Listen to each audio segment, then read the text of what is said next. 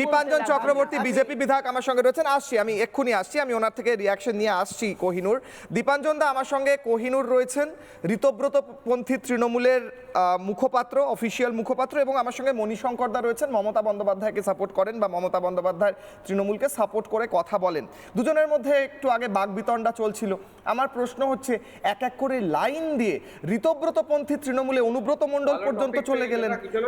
হ্যাঁ, না না, আসছি মণিশঙ্কর দা। আপনি তো অবশ্যই মমতা বন্দ্যোপাধ্যায়কে সমর্থন করেন, সেটাই বললাম আমি। মণিশঙ্কর দা রেগে যাবেন না, আপনি সমর্থন করে 12টা বাজিয়ে দিচ্ছেন মমতা বন্দ্যোপাধ্যায়কে। দীপাঞ্জন দা, এর পেছনে কারণটা কি? ঋতব্রত ব্যানার্জির মধ্যে কি ম্যাজিক আছে? মানে কোন ম্যাজিকের কারণে হঠাৎ করে অনুব্রত থেকে ফিরহাদ সবাই লাইন লাগিয়ে দিয়েছেন ক্যাম্পে? আমি সেই ছবিটাও দেখাচ্ছিলাম, এদিক থেকে ওদিক চলে যাচ্ছে। দীপাঞ্জন দা, এই রহস্যটা একটু বুঝছি না। রহস্য ব্যাপার আবার কি? দেখো, এটা তো একটা গ্যাংয়ের মধ্যে গ্যাংস্টারদের নিজেদের আভ্যন্তরীণ লড়াই। এতে আমরা খুব একটা রহস্য খুঁজছি না। এখন সমস্যা হচ্ছে যে এই যে নতুন তৃণমূল, পুরনো তৃণমূল বা ভালো তৃণমূল, খারাপ তৃণমূল, সবার নজর হচ্ছে তৃণমূলের 450 কোটি টাকা ফান্ডের উপর। কে ওটা দখল করবে কত সহজে? কারণ এই দলটির প্রত্যেক কটি লোক গরু, কয়লা, চাকরি, শিক্ষা সব হাতাতে হাতাতে চুরি করতে করতে অভ্যাস হয়ে গেছে। এখন নিজেদের অফিস বিল্ডিং যে পারে হাতিয়ে দিচ্ছে, এদের পান যে পারে হাতিয়ে দিচ্ছে, এদের লোগো সেটা যে পারে হাতিয়ে নেওয়ার চেষ্টা করছে। এটা কি বলবো, এগুলো দেখে হাসি পায়, আমাদের দুঃখ হয়। সত্যি ভারতীয় জনতা পার্টির বিধায়ক হিসাবে আমি বলি, আমাদের দুঃখ হয় যে আমরা একটা ভালো বিরোধী দল পেলাম না। মানে বিধানসভায় আমরা কাদের দিকে তাকিয়ে থাকবো? বিরোধীর দিকে তাকিয়ে থাকাটাই তো গণতন্ত্র। এর তো আমরা তো বিধানসভায় রোজ নাটক দেখছি। এক দলের তৃণমূল কিছু বলতে উঠলে অন্য দলের তৃণমূল রেগে করে উঠছে, ভাইসে ভার্সা। এক দলের তৃণমূলের একজন উঠছে তো তৃণমূলেরই আরেকটা চোর চোর করে, মানে ভাবা যায় এটা বিধানসভায় কি হচ্ছে এখন আজকাল।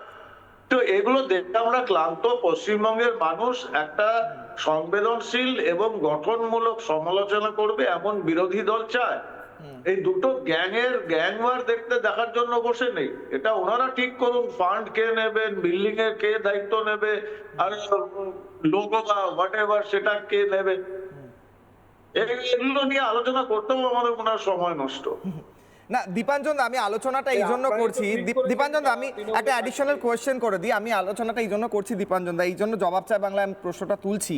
তার কারণ হলো, আমরা দেখছি যে অনুব্রত মণ্ডল যে চড়াম ঢাক বাজাবো থেকে শুরু করে বহু হুমকি দিয়েছে, তার বিরুদ্ধে দুর্নীতির অভিযোগ রয়েছে, জেলে গিয়েছে, মানে বেলে এই মুহূর্তে বাইরে রয়েছে। সে চলে গেল ঋতব্রতপন্থী তৃণমূলে গিয়ে। সে কি ভাবলো যে আমার হোয়াইট ওয়াশ হয়ে যাবে, এরপর আর তার বিরুদ্ধে তদন্ত হবে না বা তার বিরুদ্ধে ব্যবস্থা হবে না, এমনটা কি দীপাঞ্জন দা?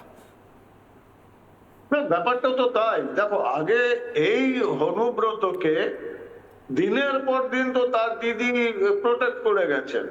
কেষ্টর মাথায় অক্সিজেন কম যায়, সে পুলিশের ওসি কে অশ্রাব্য গালিগালাজ থেকে শুরু করে বোম মারবো সবগুলোতে প্রোটেক্ট করেছেন। যেই মুহূর্তে অনুব্রত বুঝলো যে ওই দিক থেকে এবার কম শক্তি পাওয়া যাবে বা পাওয়া যাবে না, দল পাল্টালাম। এদের তো কোনো মতাদর্শ নেই, মতাদর্শ নিয়ে রাজনীতি করেনি তো, এদের একটাই আদর্শ। এরা আপনি তো বিধায়ক, এখন আমার গলাটা শেষ হোক, আপনি তো গলাটা শেষ হোক, আপনি সব গলাটা শেষ হোক। না এক এক করে মণিশঙ্কর দা, উনি শেষ করেনি। মণিশঙ্কর দা, উনি শেষ করেনি। আমি আপনাকে প্রশ্ন করতে দেব মণিশঙ্কর দা, আসছি 1 মিনিট, উনি শেষ করেনি। গলাটা শেষ হোক, দীপাঞ্জন দা শেষ করুন। বলেনি, তারপর শুনে দেখো। সো এদের নিজস্ব আভ্যন্তরীণ সমস্যা। ওই যে বললাম, মতাদর্শ তো কিছু নেই, শুধু লুটপাট। একসময় অন্ধ সিপিএম বিরোধিতায় ক্ষমতা এসেছিল, তারপর 2011 থেকে 15 বছর যে যেখানে পেরেছে লুটে গেছে। এবার লুটের টাকা বাঁচানোর জন্য এখন যে যেরকম ভাবে পারছে দল ত্যাগ করছে। এদের নিয়ে রাজনৈতিক আলোচনা তো হয় না, একটা সার্কাসকে নিয়ে কি রাজনৈতিক আলোচনা হয়? নানা ধরনের কন্টেন্ট দেখার জন্য লাইক করুন, শেয়ার করুন আমাদের ফেসবুক পেজ, সাবস্ক্রাইব করুন আমাদের ইউটিউব চ্যানেল। পাশাপাশি অন্যান্য ব্রেকিং নিউজের জন্য অবশ্যই চোখ রাখুন রিপাবলিক বাংলায়।